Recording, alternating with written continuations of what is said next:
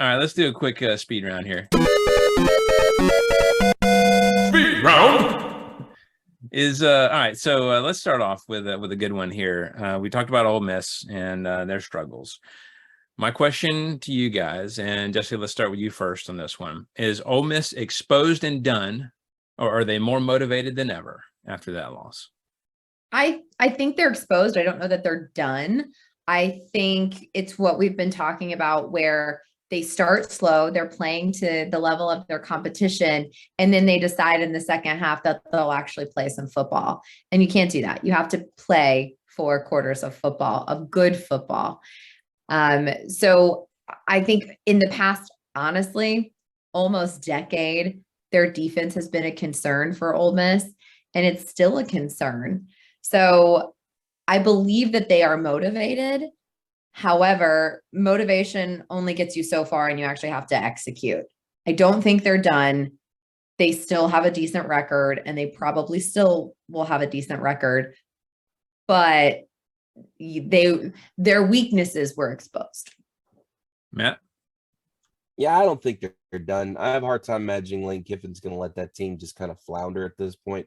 I think he'll find a way to get them remotivated, get them back up where they need to be. I don't see them limping their way into the end of the season. I just don't see that happening. So I'm calling it. I'm going from calling a Tennessee Ole Miss SEC championship last weekend to completely flip-flopping and saying that Ole Miss is done.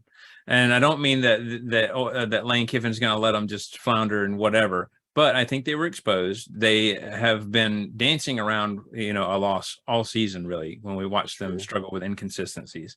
Mm-hmm. I think we've seen how they can be beaten, and they still have tougher opponents to play. And so I see the losses mounting for them. It may motivate them for next year. We saw this with, oh my goodness, Matt Corral. Remember, Matt Corral did not start off well, and that team was not great. Mm-hmm. When he was in his first, couple years, but then he really matured. And you could see that with Jackson Dart and the rest of this team. However, I don't think it's their offense that is the issue. It's their defense. And it always has been. Right. And so when the offense isn't firing on all cylinders, that's not a good thing.